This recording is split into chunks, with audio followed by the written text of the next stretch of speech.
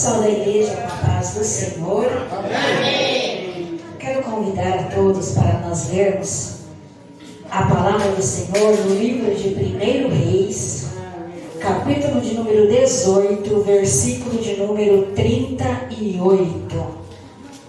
Livro de 1 Reis, capítulo 18, versículo 38 e o 39.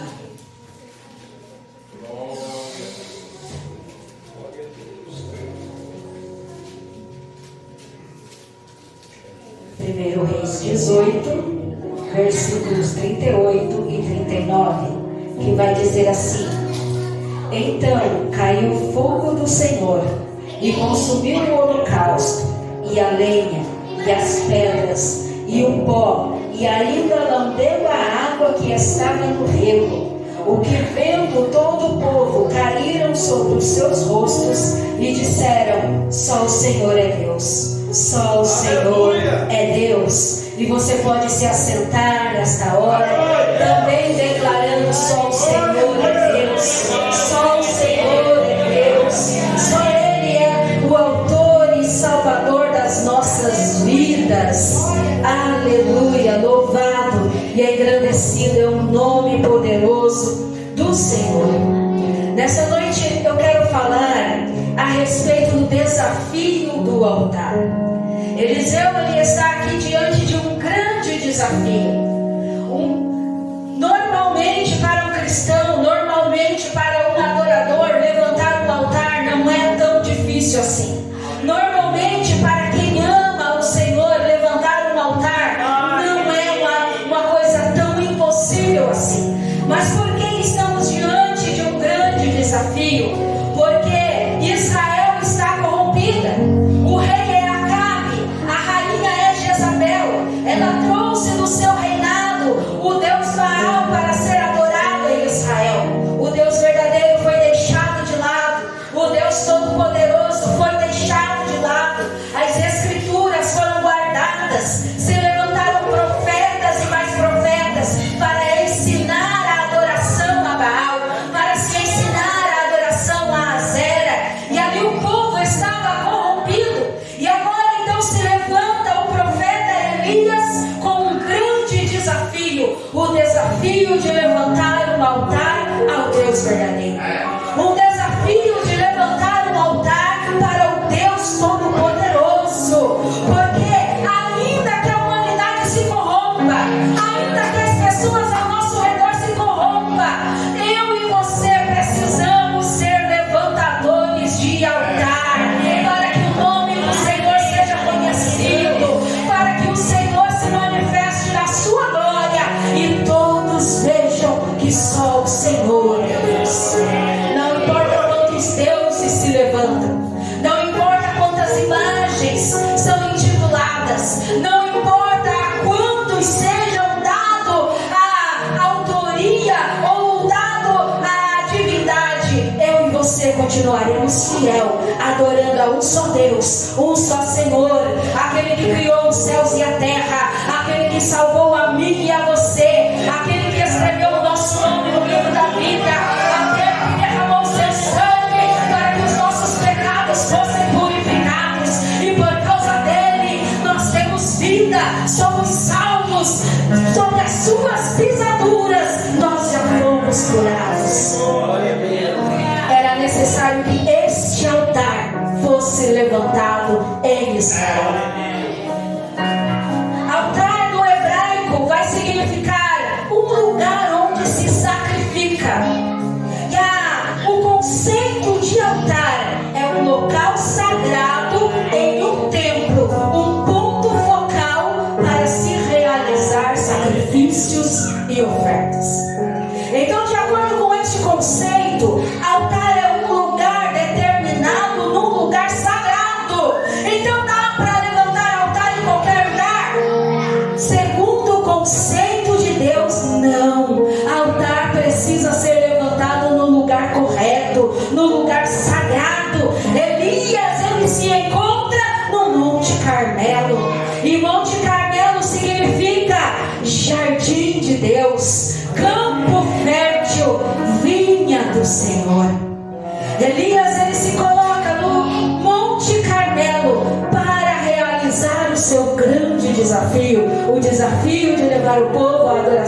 verdadeira, o desafio de levantar o nome do Senhor como o único Deus sobre aquela nação.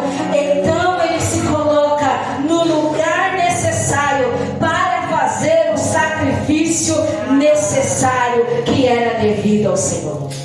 O objetivo do sacrifício de Elias naquele momento era pedir um sinal para Deus. Porque Elias, ele fala para os profetas de Baal: olha, o Deus que responder com fogo, este é Deus. O Deus que descer fogo do céu é o verdadeiro. O Deus que consumir o holocausto, este deve ser adorado. Então o que Elias precisa aqui com este sacrifício é um sinal do verdadeiro Deus. Elias, ele tem um objetivo, e ali ele se coloca na vinha do Senhor, no campo fértil, no jardim de Deus, pedindo um sinal do Senhor, um sinal do verdadeiro Deus.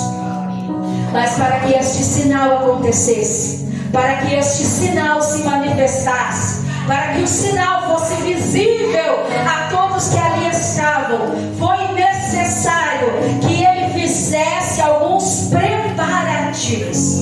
Deus, ele não vai nos responder de qualquer maneira. Deus, ele não vai responder qualquer oração.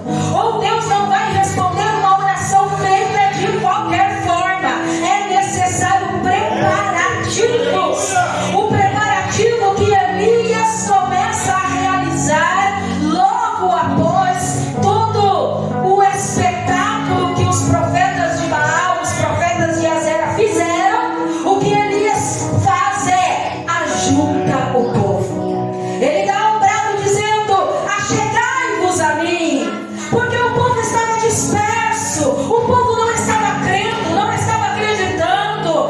Os profetas de Baal se dilaceraram naquele lugar, cortaram os seus corpos, gritaram, dançaram, pularam, invocaram, e Baal não respondeu. O povo de Deus estava temeroso, o povo que ali estava incrédulo, disperso. Então o profeta vai chamar o povo: achegai-vos, achegai-vos. Não dá para sacrificar de longe, não dá para fazer sacrifício olhando de longe. É necessário se achegar, é necessário estar no lugar do sacrifício para entregar o sacrifício ao Senhor. O profeta, ele convoca o povo para se achegar, para que Deus também possa responder aquela oração que seria feita naquele lugar. O altar, ele está destruído, o altar está quebrado, o altar está tombado. Mas Elias, então, ele vai tomar 12 pedras, conforme as 12 tribos dos filhos de Jacó. E essas 12 pedras que Jacó ele pega para edificar o altar, ela tem um significado, ela tem uma simbologia. Essas 12 pedras vai significar o povo de Deus unido, o povo de Deus em unidade. Porque Israel é o povo de Deus, mas Israel, ela é classificada por tribos, e todas as tribos juntas formam o povo de Deus. Então aqui Eliseu vai juntar as 12 pedras, simbolizando as 12 tribos, mas também significando a união, a junção do povo de Deus. Porque quando o culto é coletivo, quando nos reunimos para apresentar um culto coletivo ao Senhor, é necessário união, é necessário unidade. Não dá para prestar um culto a Deus de forma coletiva, com pensamentos dispersos, cada um no seu propósito, cada um com uma intenção diferenciada. A ideia do culto é todos voltados ao mesmo propósito, o mesmo pensamento, buscando o mesmo Senhor. As 12 pedras para a edificação do altar vai nos trazer uma ideia de que Deus não trabalha no meio das divisões. Embora tenhamos as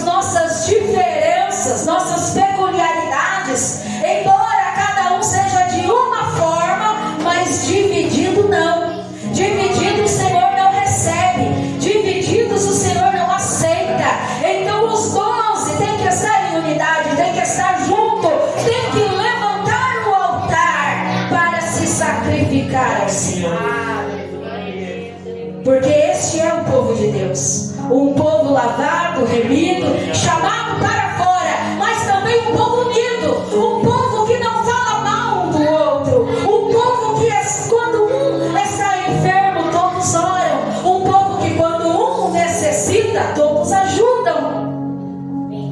E essa é a unidade do povo de Deus. E ali Elias, ele vai restaurar o altar, ele vai usar as 12 pedras, mas estas pedras, ela tem uma característica, conforme Êxodo 20, 22, as pedras não podiam ser talhadas, ela tinha que ser bruta mesmo, as pedras, ela não podia ser polida, ela não podia ser modificada, ela tinha que ser da sua forma bruta, porque o altar é ele, quando o fogo descer, é ele que vai modelar a pedra que simboliza o povo de Israel. O povo é assim, o povo, ele é na sua forma bruta, com seus problemas, com suas diferenças, com seus costumes, com suas manias e com os seus pecados, mas a ideia era o Deus que responder com fogo. Então o fogo deveria lapidar a pedra do altar, o fogo deveria talhar a pedra, modelar a pedra que estava naquele altar, representando o povo de Israel. E ali, após o convite do profeta para vir sacrificar, também simbolizava um convite para se deixar ser moldado pelo Senhor.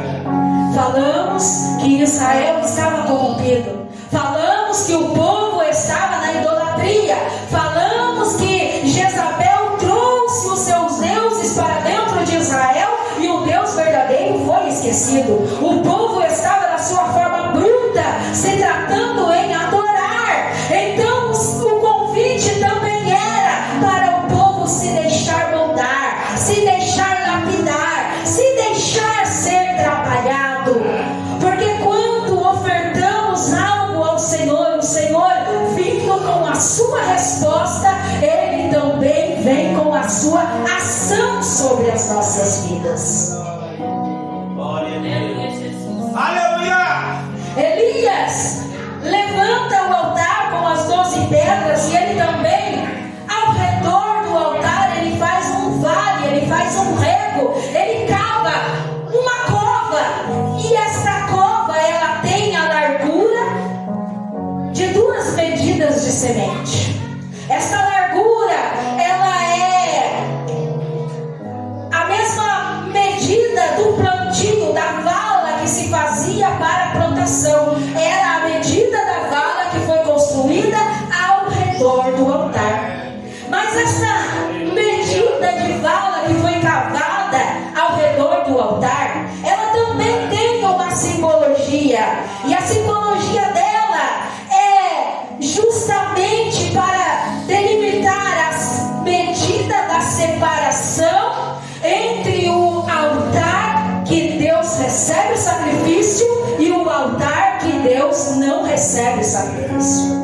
Antes de Elias estar ali preparando o altar para o sacrifício, os profetas de Baal já haviam utilizado aquele espaço. Então, aquela vala, ela vai simbolizar a medida de separação do altar que Deus recebe e do altar que Deus não recebe. A água será jogada nesta vala, medidas de água serão jogadas nesta vala, justamente para que esta separação ela seja visível e ela seja apreciada pelo povo que ali está. Esta separação nós também podemos defini-la como a santificação.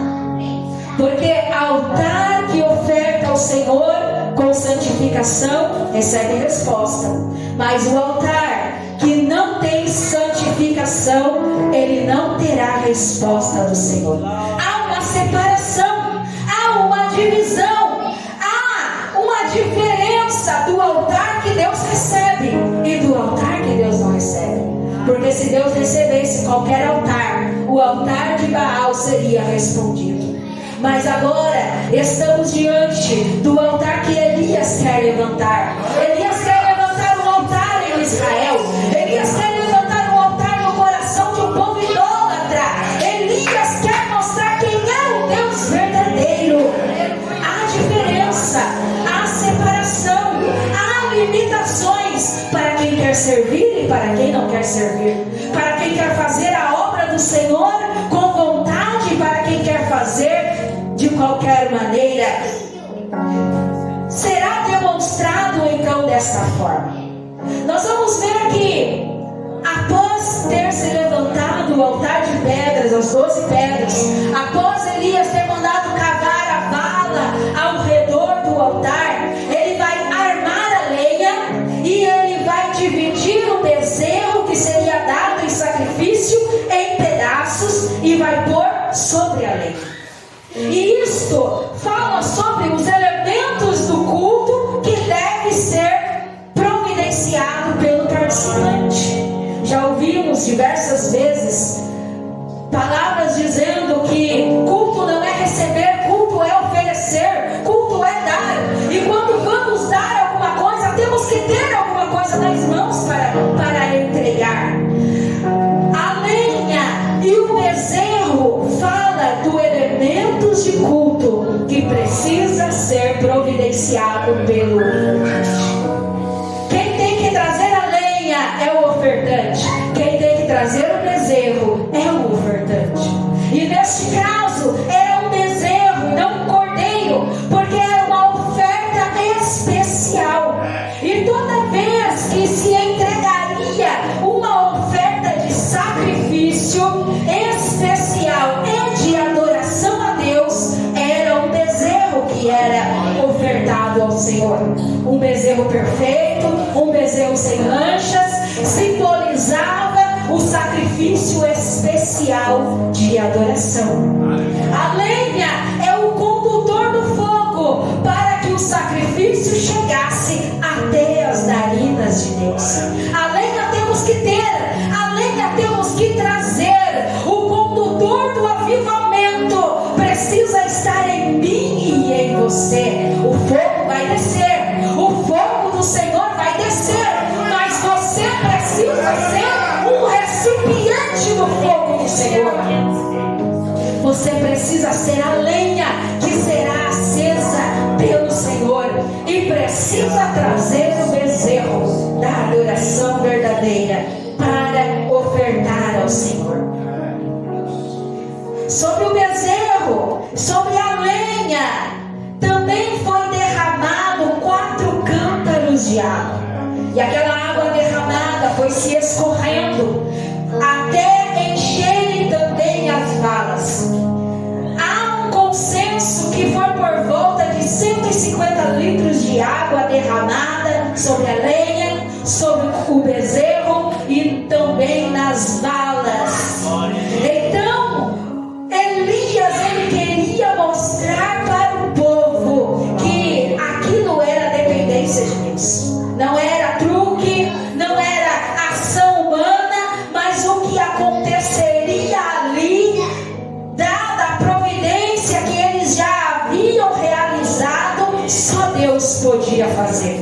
Porque acender a mim e a você, colocar alegria no meu e no teu coração, é só Deus que faz. É só Deus que consegue. Você pode ouvir uma música bonita na tua casa, vai alegrar por um instante, mas depois vai vir um vazio. Você pode receber um presente, uma quantia de dinheiro, mas quando acabar, vai vir a tristeza e o vazio continua encher a minha e a tua vida. É só Deus que consegue, é só o Senhor que pode, é só Ele que realiza nas nossas vidas. A lenha, ela representa esse avivamento. E o nosso fervor espiritual diante do Senhor. A nossa lenha, ela precisa estar apta a ser acendida num culto como esse, ou num culto de congresso, ou num culto de consagração e oração. A nossa lenha precisa estar apta a receber o avivamento do Senhor,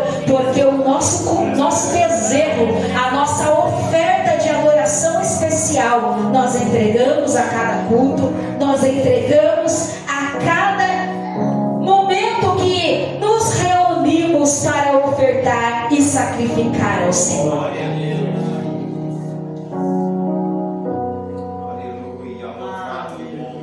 Então, após os litros de água serem derramadas sobre os elementos de culto, nós podemos entender o seguinte: porque ali estava o altar reconstruído, o altar restaurado, ali estava a lenha e o cordeiro molhados. Quem olhasse humanamente podia dizer: não vai acender.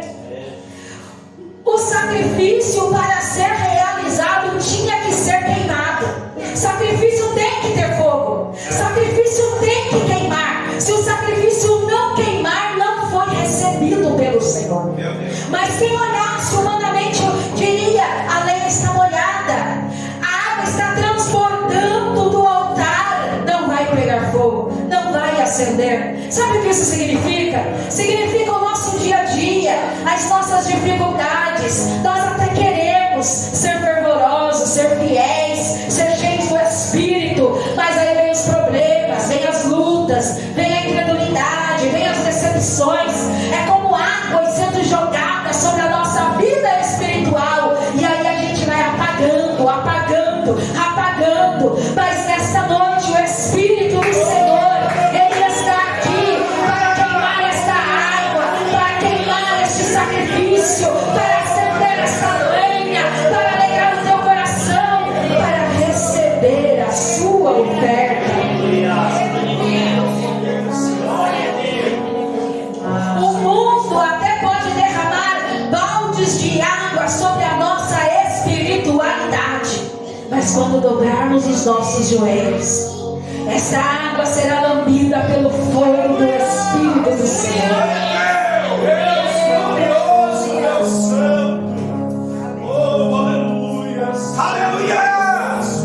Depois de restaurar o altar, levantar as 12 pedras, colocar sobre o altar a lenha, o bezerro, cavar a vala, derramar a água sobre o altar, e parecer que a missão é impossível, parecer que o sacrifício não seria realizado, parecer que o culto de Elias seria igual ao culto de Baal. Baal não respondeu, Baal não falou, não desceu fogo.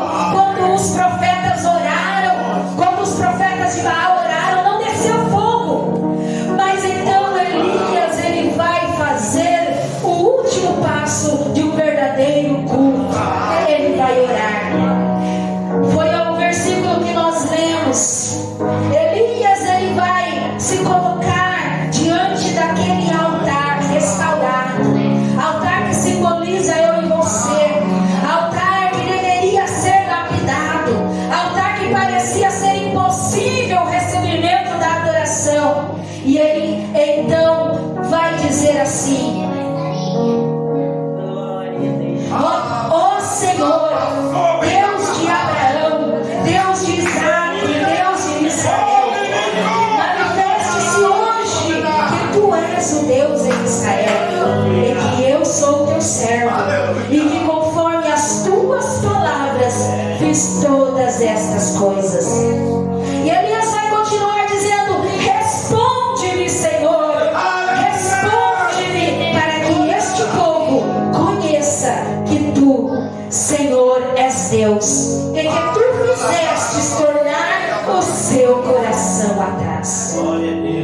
Não adianta ter altar, não adianta ter as pedras levantadas, não adianta ter a lenha, não adianta ter o bezerro, se não tiver a oração. O último passo deste sacrifício que Elias está para entregar é clamar ao Deus do céu, é orar ao Deus do céu, e ele vai pedir para que o Deus de Abraão, o Deus soberano, o Deus divino, o Deus que chama o improvável, o Deus que resgata lá da terra de idolatria, ele vai clamar para o Deus de Isaac, o Deus de pacto, o Deus de promessa, o Deus que chama para um convívio íntimo com ele. E ele vai clamar para o Deus de Israel, o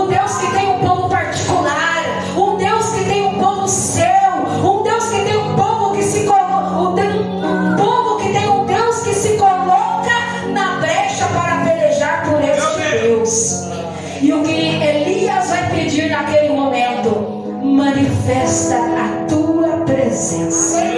Manifesta-te para que este povo conheça. Este povo precisa conhecer o Deus que eu e você conhecemos. Este povo precisa ver a manifestação de Deus na minha e na tua vida. Este povo que está no erro, que está na incredulidade, que está no pecado, precisa conhecer o Deus que está em você, o Deus que está em mim. Então Elias clamou ao Senhor. E diz a palavra que então caiu fogo do Senhor. Não foi um fogo acendido na terra, não foi um fogo acendido por mãos humanas, não foi tirado de nenhum braseiro, foi um fogo que caiu do Senhor e consumiu o holocausto, e consumiu a lenha, consumiu as pedras. Lembra que as pedras precisavam ser lapidadas? O fogo consumiu as pedras, consumiu o pó e ainda lambeu a água que estava no rio. Aqueles 150 litros de água depositados naquela vala foram secados pelo poder do fogo que saiu do Senhor. E quando todo o povo viu, caíram sobre os seus rostos e disseram: só o Senhor é Deus, só o Senhor é Deus, só o Senhor é Deus. O povo clamou que só o Senhor era Deus porque viu a manifestação de Deus. Eu e você temos esta manifestação de Deus presente na nossa vida. Eu e você somos o meio pelo qual Deus mostra a sua glória, mostra a sua manifestação, e o nome dele foi glorificado. O nome do Senhor foi glorificado.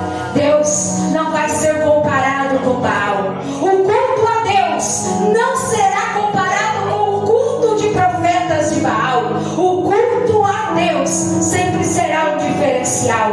O culto a Deus sempre terá a manifestação da sua glória, a manifestação da sua presença, a manifestação do seu fogo, através do avivamento do Espírito em mim e em você, através da alegria de Deus, através da cura, através das bênçãos, através do alimento, do alicerce que Ele nos dá.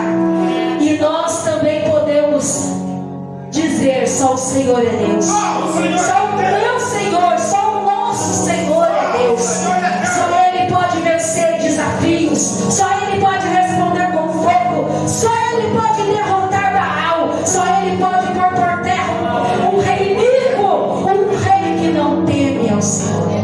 Eu quero terminar esta mensagem fazendo algo que o Espírito do Senhor colocou no meu coração. Terminarmos esta pregação de joelhos, proclamando: só o Senhor é Deus. Nós temos 4 minutos para orarmos ao Senhor. Então, se ajoelhe comigo se você puder, e proclame, declare, ore, porque só o Senhor é Deus na minha e na tua vida. Ó poderoso Deus e glorioso Pai, eu estou trazendo conforme o teu Espírito revelaste ao meu coração nesta noite. A tua igreja está de joelhos, a tua igreja está prostrada, a tua igreja está clamando, a tua igreja está proferindo que só o Senhor é Deus, só o Senhor é poderoso. Baal é apenas um detalhe nesta terra. Baal, ele não pode responder com fogo, porque o fogo do Espírito, o fogo verdadeiro, vem do trono do Todo-Poderoso. Fogo para queimar pecado, fogo para queimar incredulidade, fogo para queimar frieza espiritual, fogo para queimar desânimo, fogo para queimar tudo aquilo que vem abater a nossa vida espiritual. Levanta-nos, Senhor, levanta-nos como atalaias de ti nesta terra. Levanta esta igreja com alegria, com fervor, com amor à obra. Levanta esta igreja, Senhor,